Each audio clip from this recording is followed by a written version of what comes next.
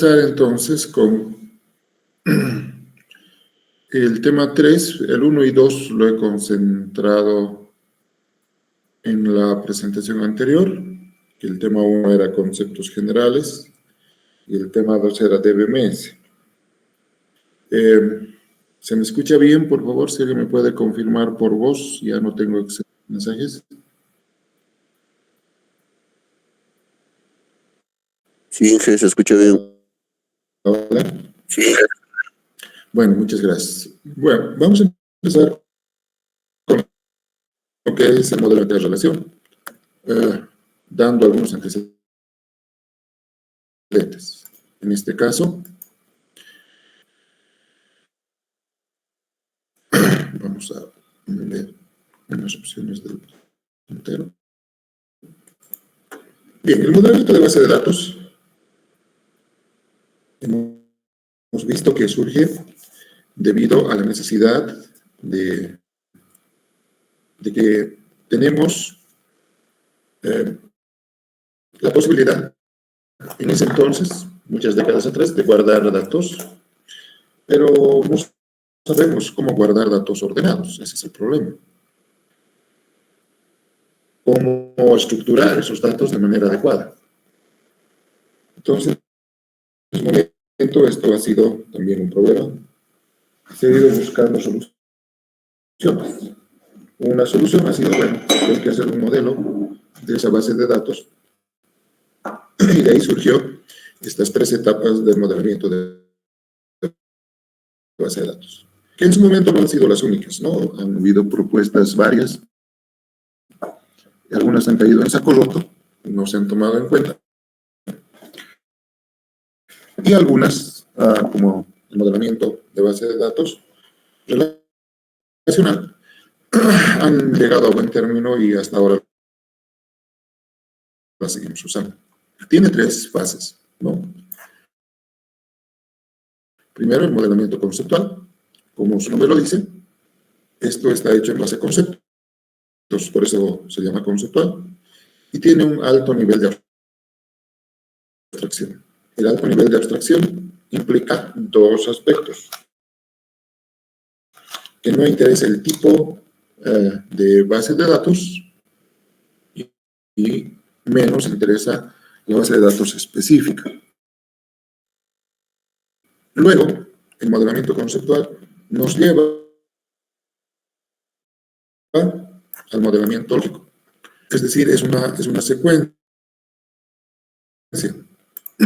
Vamos a poner un color que contraste mejor. Es una secuencia. Entonces, el modelamiento conceptual, bueno, esto tampoco contrasta. Decía, el modelamiento conceptual tiene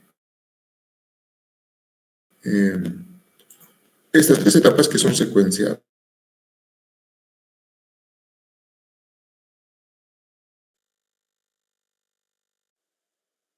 Entonces, el modelamiento lógico tiene un nivel de abstracción intermedia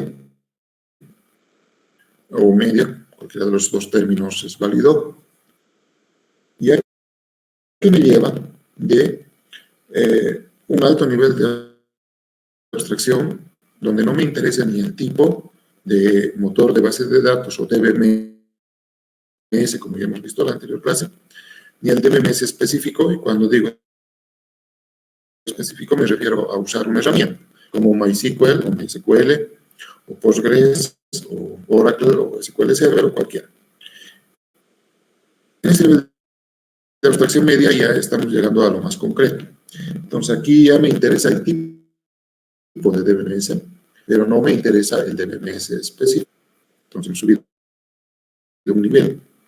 Luego el modelamiento lógico me lleva al modelamiento físico. Como dice acá, es lo concreto, es lo que nosotros vamos a poder ver funcionando, si quieren llamarlo así.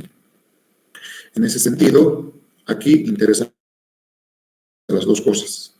Si en el nivel conceptual no interesaba ni el tipo ni el DBMS específico, aquí interesan los 2.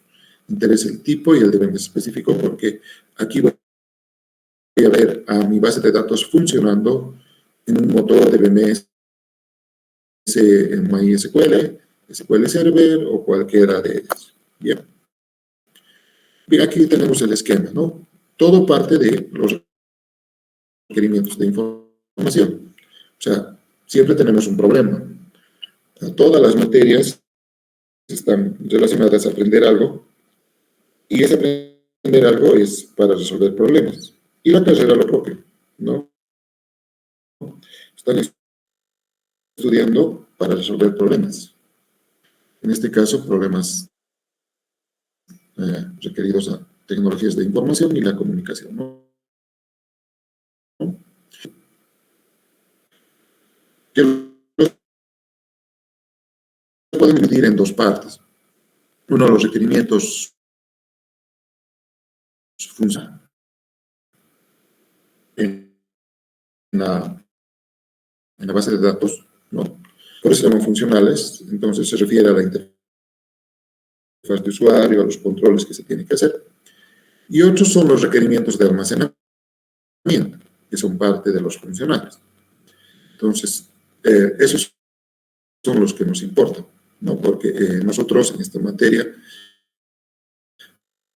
no vamos a ver todo el sistema, vamos a ver la parte relacionada a la base de datos, es decir, al almacenamiento de datos. Entonces, esto me lleva al diseño conceptual, diseño lógico y al diseño físico de la base de datos. Igual es una secuencia, ¿no? Conceptual al lógico y lógico al físico. Ahora, estamos en la época de la tecnología cliente-servidor. Todo funciona así. Es muy raro ya encontrar alguna empresa, posiblemente las muy pequeñas, que tengan una tiendita en algún lugar, que puedan tener en su PC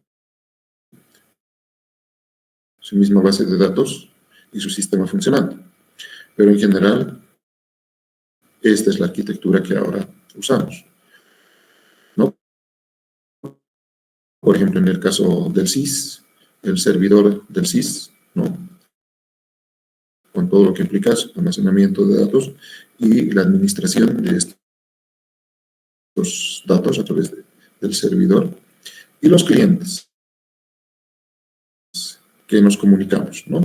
A través de un celular, a través de una computadora, a través de una tablet, pero accedemos y pedimos servicios acá.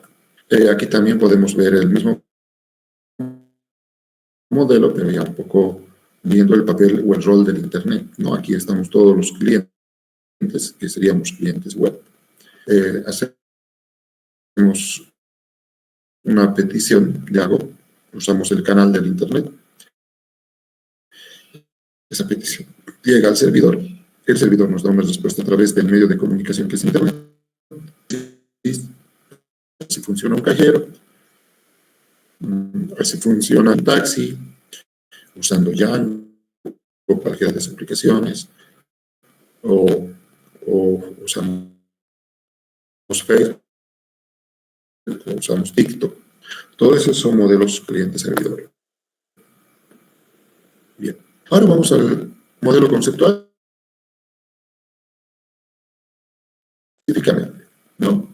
Y del modelo conceptual nosotros vamos a ver una herramienta, esta herramienta, que se llama modelo entidad-relación. Este modelo fue propuesto por un investigador inglés como tesis de doctorado, Peter Chip. Este investigador en la década del 70, como tesis de doctorado, ha propuesto, entre muchas propuestas, una forma de modelar una base de datos. Esta forma de modelar una base de datos la ha denominado modelo entidad-relación. Y bueno, como ustedes pueden ver, a 50 años de su proposición y su aceptación en la comunidad de la ciencia de la computación, la seguimos usando, porque es un modelo que ofrece, primero, facilidad de entendimiento, simplicidad de uso, puede ser fácilmente adaptable a nuevos cambios, fácilmente extendible a nuevos requerimientos, y no hay hasta el momento mejor manera, ni siquiera la orientación a objetos, para poder modelar una base de datos. Entonces, en el resumen facilita el diseño de una base de datos y nos basamos en una percepción de un mundo real, ¿no? O sea, lo que modelamos en una base de datos es el mundo real, cómo vemos el mundo real. Y cómo vemos el mundo real lo plasmamos en una base de datos. Permite la especificación de un esquema de una empresa. En esto no solamente para nosotros las empresas son las productivas, ¿no? Aquí entra dentro de este concepto las universidades, alcaldías, prefecturas, que son empresas de servicio, ¿no? Bien, en el diseño conceptual, entonces, en esta etapa, lo que obtenemos es un esquema conceptual y identificamos un conjunto de objetos básicos que los denominamos entidades y además vamos a ver que estas entidades están relacionadas entre sí, no pueden estar aisladas. No importa qué pensemos del mundo real, qué problema del mundo real, siempre vamos a encontrar que está compuesta de objetos visibles, no visibles, y estos objetos no están aislados, están relacionados, o sea, se relacionan entre sí. El día lunes ya en aula vamos a hacer un ejercicio para entender mejor. Hoy es sobre todo la teoría. Bien, lo conoceremos a Peter Thiel, ¿no? Es un informático teórico estadounidense taiwanés, ¿no? Por eso el nombre de Peter y, bueno, su apellido Chen. Y que es el creador de modelo de entidad de relación, ¿no? Entonces, su nacimiento es el 3 de enero del 47, ya está bordeando los 80 años. Ahora vamos por sus componentes. Un modelo de entidad de relación tiene tres componentes: entidades, atributos de esas entidades y relacionamientos entre las entidades. Vamos a partir por estas entidades. Entonces, una persona, lugar, cosa, concepto, suceso real o abstracto de interés para la empresa es una entidad. Entonces, si pensamos, por ejemplo, en un hospital, podemos encontrar al médico, podemos encontrar la enfermera, podemos encontrar al paciente, podemos encontrar para un hospital. Pero no así para la universidad. En la universidad podemos encontrar otros conceptos como son docente, estudiante, plan de estudios, carrera, etc. Ahora,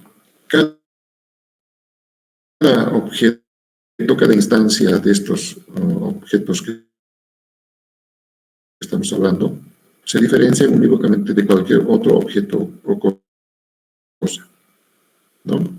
O sea, no hay dos iguales. Entonces, incluso los gemelos son diferentes para una base de datos, ¿no? Pueden ser idénticos físicamente, pero tienen nombres distintos. No pueden tener el mismo nombre. Algo los va a diferenciar en el nombre, ¿no? Pueden ser Juan Pedro y otro Juan Carlos, pero hay una diferenciación. No van a tener la misma huella, eso es único también, ¿no? Un automóvil, aunque sea la misma marca, el mismo modelo, van a tener algunos atributos diferentes, ¿no? El número de chasis, por ejemplo, que es único, es como nuestro CI de los autos, internacional, digamos, ¿no?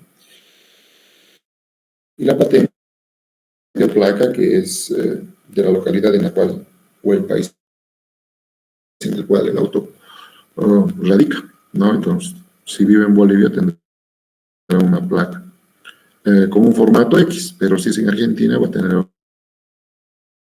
otra placa con otro formato y características diferentes. Pero el chasis va a ser único, ¿no? Eso viene de fábrica. Una casa puede estar al lado de la otra, puede ser idéntica, pero la misma dirección nunca van a tener, porque no se pueden sobreponer. Entonces, hay esa gran diferenciación. Una entidad, ¿por qué la representamos? Por sus características o atributos, que es el otro componente del modelo de entidad-relación, ¿no? ¿Y qué hace un atributo? describe a una entidad. Por ejemplo, la entidad persona puede llevar consigo las características nombre, apellido, género, estatura, peso, fecha de nacimiento, dirección, etcétera, teléfono, ¿no? Entonces esas características las diferencian. Y cuando estas características se instancian con un dato específico, entonces especifican también a una persona, ¿no? Si el nombre es Juan, el apellido es García, el género masculino, tiene 1,80, pesa 80 y ha nacido el 90, ¿no? Entonces, esos datos de esos atributos ya convertidos en datos específicos van a identificar a una persona de la base de datos, ¿no? Por eso recordemos el concepto de base de datos. Dice, una base de datos es un conjunto de datos interrelacionados, no aleatorios, que permiten identificar unívocamente a los datos de una base de datos. Eso dice el concepto. En resumen, hay muchos conceptos en la bibliografía de bases de datos, pero todos aterrizan en esa globalidad, ¿no? En ese concepto. Bien, en la notación original de Chen, esta es la forma de representar una entidad. Obviamente, Chen en su momento ha propuesto gráficos porque esto había que hacerlo a mano. En los 70s no había computadoras con capacidades gráficas. Solo teníamos la capacidad de hacer programitas, guardar datos y no había herramientas que las conocemos ahora como CASE, ¿no? CASE significa Computer Aided Software Engineering, ¿no? Ingeniería de software asistida por computadora. Ustedes ya usan bastantes, ¿no? Desde el BlueG creo que usan en Java. Esas son esa categoría de herramientas. Para modelar base de datos también hay varias herramientas. Ahora, ¿no?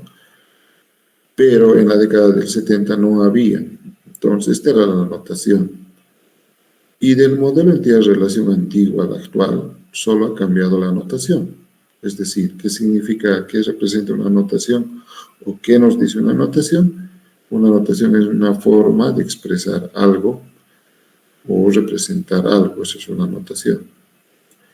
Entonces, en este caso era un rectangulito para las entidades y aquí podemos ver algunas entidades.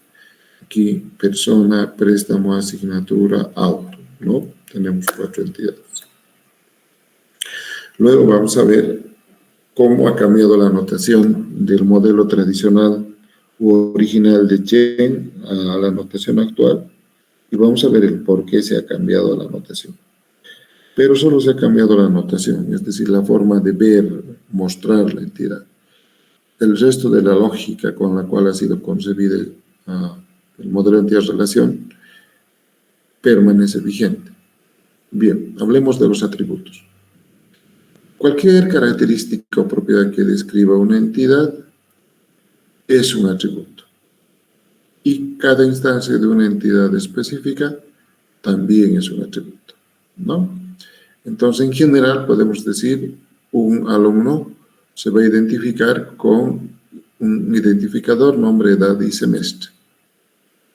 Pero siendo más específicos, podemos decir que el identificador 2 le corresponde a Josefa, tiene una edad de 19 y está en 5º semestre, ¿no? Y es la instancia 2 de este conjunto de datos. Ahora, esto es válido como ejemplo. Lo he remarcado con amarillito, la edad. La edad, por ejemplo, es un atributo que no se debe, se puede, pero no se debe. No se debe guardar en la base de datos tal como edad. ¿Por qué? Porque la edad es fluctuante, cada año cumplimos años. Entonces tendríamos que tener una rutina, posiblemente un disparador, un trigger, que todo el tiempo esté testeando, que si has cumplido años ese día, que si el día de hoy corresponde con la fecha de tu cumpleaños, te sume a 1 la edad, ¿no? Eso es una tontería. Pues estamos gastando recursos de CPU, etcétera, que el trigger esté activo en memoria 24 horas, 365 días, inútilmente, ¿no? Entonces, en la realidad, lo que guardamos es la fecha, ¿no? La fecha de nacimiento. Entonces, a la fecha actual, al menos tu fecha de nacimiento, aplicando una función de año, entonces podemos sacar cuántos años tienes, ¿no? O usando funciones de mes y año podemos sacar qué mes y cuántos años tienes, dependiendo del requerimiento. Bien, entonces, para ir aclarando, una instancia de una entidad tiene valores específicos para cada uno de sus atributos. Y como dice el concepto de base de datos, es posible una identificación unívoca. Eso significa, por ejemplo, en el caso de ustedes, tenemos el SIS, y si ustedes ponen el código SIS de cualquiera de ustedes, solamente el SIS les tiene que devolver un solo dato. Si yo pongo el código SIS, el mío, también me va a devolver un único dato, el mío.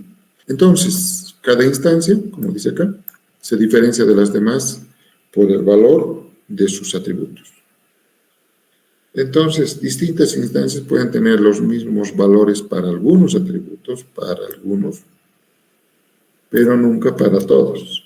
No puede haber 2 atributos o un conjunto de atributos. De 10 atributos, 9 pueden ser iguales por alguna razón, pero de ninguna manera los 10. El 10º tiene que ser diferente.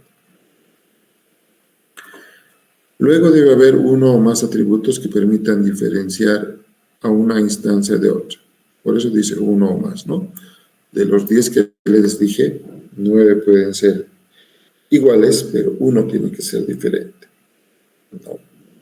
Por ejemplo, en este caso, en el SIS, si tú revisas el SIS de toda la universidad, hay gente que se llama igualito y ni siquiera se conocen, no son parientes, ¿no? Tienen los mismos nombres, los mismos apellidos, como datos personales, pero si solamente revisamos por nombres, podríamos pensar que tenemos datos duplicados. Pero tienen fechas de nacimiento diferentes, tienen direcciones diferentes, por tanto van a tener códigos SIS diferentes también. Entonces siempre hay un atributo que los diferencia. En este caso del SIS, el código que nos diferencia a todos es el famoso código SIS. Bien. El atributo identificativo que distingue a un alumno de otro, entonces, por ejemplo, como dice acá, ¿no? Es un número de identificación. Para nosotros, como universidad, es el código SIS. Bien, esta es la notación actual, ¿no? Hemos pasado del rectangulito a esta situación. Persona y dentro de persona los atributos. Auto, placa, marca, modelo, motor, color. Y dentro de este rectángulo con borde suavizado, los atributos y encima el nombre de la entidad. El lunes vamos a hacer una diferenciación más precisa en la pizarra. ¿Por qué se ha cambiado esto? Porque en la notación de Chen, cada atributo es una burbujita que hay que unirla con una línea al rectángulo. Y eso, haciéndolo en una computadora, es muy tedioso, no es fácilmente distinguible, porque si tienes muchos atributos, las burbujitas se van a llenar alrededor del rectángulo y por tanto hasta pierdes claridad. Entonces son más razones técnicas que han obligado a cambiar la notación de Chen. Bien, ¿qué es el dominio? todos los valores de un atributo tienen que tener un rango, un dominio. Por ejemplo, el carnet de identidad de nosotros no es cualquier número, ¿no? Cualquier cantidad de números. No hay un carnet de 30 dígitos. No hay un carnet con caracteres alfabéticos, menos con caracteres especiales. El hecho de que cuando han centralizado la documentación a través del, bueno, no me acuerdo dónde sacamos los carnets, el CEGIP, ¿no? En su momento se ha centralizado, se ha quitado todo porque antes la policía manejaba y administraba los carnets de identidad y obviamente esa administración de carnets de identidad era local. Entonces yo podía ir a La Paz y sacaba un carnet y era muy complicado en otro lugar sacar otro carnet porque tenían que pedir un radiograma, verificar tus datos, etc. Pero lo que no controlaban era que podían duplicarse los carnets. Entonces La Paz manejaba su numeración, Cochabamba su numeración, Oruro su numeración. Y en el momento en que han centralizado la administración de los carnets, se han dado cuenta que había duplicados en Bolivia, lo cual es una barbaridad, ¿no? Se supone que el carnet te identifica vos solito en todo un país, pero había esa situación. Entonces, de ese momento, el carnet ya no se ha vuelto solo numérico, de X cantidad máxima de campos, sino se ha añadido 3 letras al final para diferenciar, ¿no? Entonces veía el número de carnet de Pepe, que era igual al de Ramiro, y al de Pepe le añadían 3 letras y al de Ramiro otras 3 letras, o 2 creo que son 3, para diferenciar. Eso ahora ya no pasa, porque la base de datos del CEGIP está centralizada, ¿no? Por tanto, en el momento en que tú entras, te busca y no puede encontrar 2. Entonces, obviamente, el dominio, que era antes solo numérico, ha cambiado a alfanumérico, pero con una restricción. No es cualquier alfanumérico, son letras al final de los números y solo son 3. Eso es un dominio. En el caso nuestro, por ejemplo, tenemos igual, ¿no? De la universidad que tenemos primero el año de ingreso, eso identifica al estudiante rápidamente para ver de qué año es, y luego un conjunto de números. Entonces, tienen una estructura de una cantidad de X de números, empieza por 2024, 2023, 22, es decir, el año, y cualquier otra combinación de números a lo posterior. Eso también es un dominio. Los nombres tienen también su dominio, ¿no? No puedo pensar en tener nombres, por ejemplo, no hay Carlos I, por lo menos, como lo nombramos al Papa, por ejemplo, ¿no? No hay esos nombres. O tenemos Juan Carlos, tenemos Ramiro, etcétera, ¿no? Aunque Cristiano Ronaldo, pero te llamas algo. Bien, entonces cada atributo tiene un dominio y indica esto el tipo de datos que será almacenado. Y este dominio puede ser amplio o puede tener restricciones. Amplio quiere decir que, por ejemplo, yo le puedo poner al carnet y decir, bueno, este carnet es numérico. Entonces es un tipo de dato, le podríamos decir integer o integer grande o no, entero grande. Entonces, eso me va a soportar cualquier cantidad de números enteros. Pero puedo decir es entero máximo de 10 caracteres. Entonces, se va a restringir a un máximo de 10 caracteres. Estoy restringiendo. En el caso de los nombres, por ejemplo, puedo decir todos los caracteres alfabéticos considerando mayúsculas, minúsculas, más el espacio, porque los nombres requieren un carácter adicional, que es el espacio. Entonces, de esa manera vamos armando un dominio, ¿no? Podemos dejarlo, perdón, un segundito, mi batería se está agotada.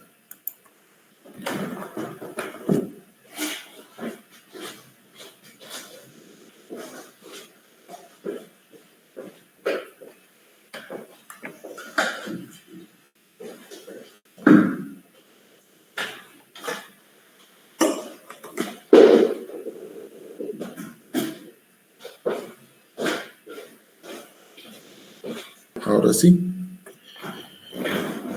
Entonces, eso es un dominio, ¿no? Ahora, los atributos pueden ser simples y compuestos. Los atributos simples son no divisibles, ¿no? El nombre, apellido, sexo, edad. Estos no los puedo descomponer en algo más pequeño. Entonces, si es simple o atómico. Y los compuestos puedo dividir en subpartes, ¿no? Pudiendo formar, por ejemplo, jerarquías. Entonces, el nombre del cliente puede estar estructurado como primer apellido, segundo apellido, y luego los nombres, ¿no? Algo así. Entonces, atributo compuesto, el nombre del cliente, por alguna razón yo quiero separar, no quiero que vaya en un solo campo. Entonces, tengo que ir nombre o nombres, su primer apellido, su segundo apellido, ¿no? O la dirección del cliente lo puedo manejar como una cadena de caracteres y ahí digo, ¿no? Que Pepe, su dirección es calle acá atrás, ¿no? Julián María López y Oquien, número tantos. Pero por alguna razón yo puedo requerir tener una precisión en la dirección del cliente, ¿no? Si soy una empresa como Tigo, que instala cosas, etcétera, tal vez me interese tener un detalle bien preciso de la ubicación del cliente. Pero si ustedes son estudiantes de San Simón, no nos interesa tanto como San Simón tener un detalle bien preciso de sus direcciones. Entonces aquí también interviene el para qué, ¿no? El propósito. Incluso acá podemos ver otra jerarquía, ¿no? La calle podríamos o describirla como el número de calle o nombre de la calle o el piso, etcétera, ¿no? Entonces, podríamos nosotros hablar acá. Ahora, los atributos son monovalorados y multivaluados. O multivalorados, cualquiera de los dos sirve. Monovalorado es un solo valor para una entidad, ¿no? Entonces, la fecha de nacimiento.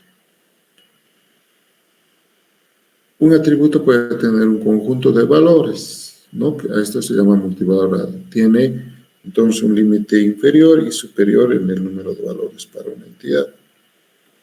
La entidad de empleado con el atributo número del teléfono, el empleado puede tener 0, 1 o más teléfonos. Esto es multivalorado, ¿no? Entonces, cuando digo el empleado tiene un teléfono o no tiene teléfono, entonces estoy hablando de un atributo monovalorado. Entonces, yo en ese campo que estoy reservando, solo puedo guardar un dato de teléfono o ninguno. Pero cuando digo el empleado tiene varios teléfonos y quiero guardarlos todos, entonces ese atributo se ha vuelto multivalorado. Por ejemplo, ¿no? Un banco puede limitar el número de números de teléfono almacenados para un único cliente a 2, ¿no? Entonces, un cliente puede tener entre 0 y 2. Entonces, aquí tenemos un atributo, el número de teléfono, con este esquema es monovaluado, y si nos dicen que este atributo puede tener varios, o el atributo de teléfono del cliente puede tener varios valores, entonces este esquema habría que modificar. Eso lo vamos a ver en ejercicios. Ahora, entre los atributos también tenemos atributos almacenados y derivados. Almacenados son aquellos guardados en la base de datos. Derivados, aquellos que es posible calcular o derivar a partir de los datos almacenados. Entonces, también hay que diferenciar, ¿no? En el ejemplo que hace rato les mencionaba, donde hablábamos de atributo derivado que es la edad, ya les dije no se almacena la edad, ¿no? Porque la edad es un atributo derivado ¿de qué? De la fecha de nacimiento. Si somos una empresa, tampoco guardamos los años en que este empleado X trabaja en la empresa Y. Lo que guardamos específicamente es la fecha de ingreso. Entonces, con la fecha de ingreso siempre es posible calcular el año o los años de trabajo de ese empleado en la empresa. Entonces, eso hay que diferenciar, ¿no? Por ejemplo, dice aquí, la entidad cliente con atributos préstamos. ¿Cuántos préstamos tiene el cliente en el banco? Atributo se puede derivar contando el número de instancias, préstamos sucedidas a ese cliente. La entidad cliente igual tiene un atributo de edad y también un atributo de fecha de nacimiento. Entonces, la edad estaría de más, ¿no? Podemos calcular a partir de la fecha de nacimiento. Entonces, el valor de un atributo derivado no se almacena. Se calcula cuando sea necesario, ¿no? Entonces, aquí tenemos igual la entidad cliente con la edad y la fecha de nacimiento. Entonces, ya no necesitaría guardar esta edad, porque con este atributo fecha de nacimiento puedo hacerlo cualquier rato. Bien. Otra situación son los atributos con valor nulo. Entonces, podemos asignar valores nulos a algunos atributos, ¿no? ¿Qué significa un valor nulo? Es sin valor aplicable. Atributo título universitario para personas que no tengan ese título va a ser nulo. De valor desconocido, es decir, que ese atributo nos falta. Entonces, en un momento dado estamos guardando la estatura de una persona. Entonces, sabemos que toda persona tiene una estatura, pero en un momento dado tal vez no tenemos el dato de la altura de esa persona. Entonces, de momento va a ser nulo y en algún momento se va a llenar. Ahora, un atributo puede que exista, puede que no. Entonces, el teléfono de una persona puede que tenga, pero no se conozca, o puede que no tenga. Entonces, siempre va a ser nulo. Ahora, hay algunos atributos que no deben contener valor nulo, y esos son los atributos clave. Por ejemplo, en nuestro caso, en el SIS, el atributo clave o llave es el código SIS. El código SIS jamás va a ser nulo. Todo atributo llave nunca va a ser nulo. En el SEGIP, nuestra llave es el carnet de identidad. Nunca va a ser nulo. Entonces, hay atributos que jamás van a poder tomar el valor nulo. Ahora, que hablábamos de atributos claves o llaves, ¿qué es un atributo clave o llave? Es un atributo o conjunto de atributos de una entidad capaces de identificar unívocamente una instancia de la misma. Lo que ya les explicaba. Actualmente en el SEGIP boliviano ponemos un número de carnet y con seguridad vamos a encontrar a una persona, cosa que, como les expliqué antes, no pasaba. Por otra parte, en el esquema de la universidad, si pongo un código SIS, voy a encontrar a un estudiante, a un docente o a un administrativo, pero a uno solo. Entonces, si conocemos el valor de dichos atributos, entonces seremos capaces de conocer qué ocurrencia hace referencia, ¿no? Este ED significa es decir, ¿no? Entonces, ¿qué se refiere a esto? Si conocemos el código SIS de uno de ustedes, 2022 algo, digamos, entonces me va a especificar o me va a devolver un estudiante específico. Los valores de los atributos clave no se pueden repetir para dos instancias de la misma entidad, ¿no? Pues estos son restricciones de integridad. Resumiendo, podríamos decir que un atributo clave o llave es una restricción de integridad de la base de datos que tiene que cumplir dos aspectos. Uno, no puede ser nulo, y otra, no se debe repetir, ¿no? Entonces, eso es restricción de integridad de llave de la base de datos. Acá tenemos un ejemplito, ¿no? ¿Cómo identificamos una instancia de un auto? ¿No? Hay atributos como la marca, modelo, que van a ser iguales. Entonces, como habíamos mencionado, puede ser la placa o puede ser el chasis, ¿no? En un cliente puede ser el código del cliente. Acá, por ejemplo, ¿no? Tenemos dos autos. Este Peugeot, una base de datos, tienen el mismo modelo, el mismo motor, el mismo color. Entonces, obviamente, de acuerdo a los datos de nuestra base de datos, son lo mismo. Esto no puede pasar en una base de datos. La solución es que le ponemos una placa o una patente. Entonces, aquí ya tengo los dos autos Peugeot, pero cada uno tiene su placa. Y esa placa, obviamente, los diferencia. Ahora, la clave no necesariamente puede ser un solo atributo. Por alguna razón, puedo decir, van a ser estos dos atributos. Entonces, en este caso, en nuestra notación, el numeral va a ser atributo clave o llave, ¿ya? Entonces, el proyecto va a tener como atributo clave o llave a dos atributos, la unión de dos atributos, nombre más número, ¿no?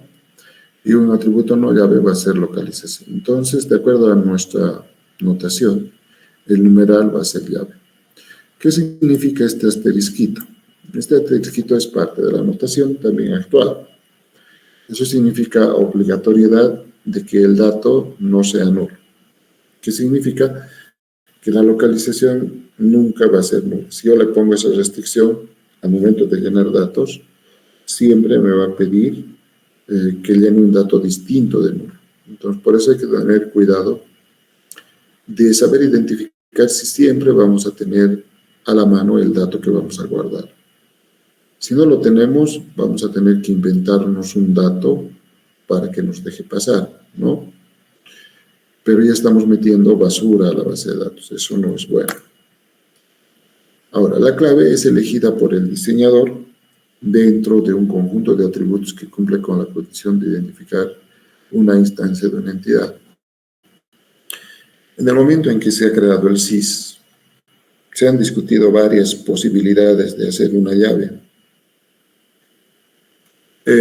Y bueno, después de discusiones entre los diseñadores, desarrolladores del SIS, se ha quedado que primero va a ir el año y luego un conjunto de números enteros a continuación, ¿no?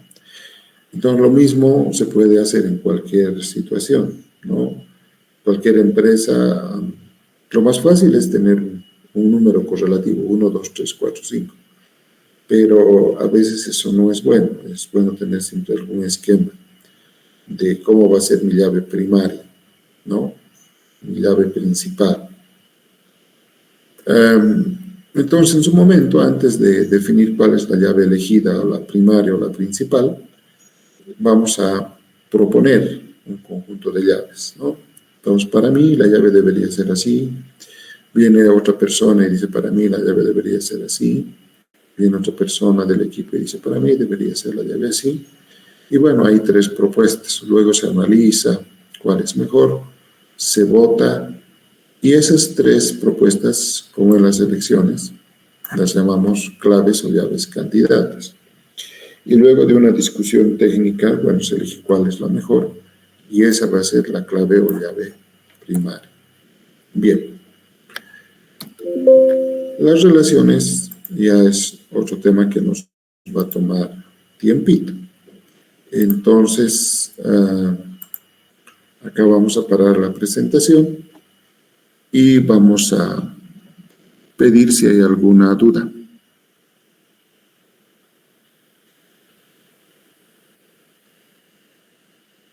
Creo que ninguna. Bueno, por el WhatsApp algún compañero me pidió abrir otro canal y de verdad hay 100 estudiantes en la clase. De todas maneras, para aquellos que no han podido entrar, ya era complicado porque estoy grabando además, ¿no? Voy a optimizar la grabación y la voy a subir a la plataforma este fin de semana. Y también las diapositivas.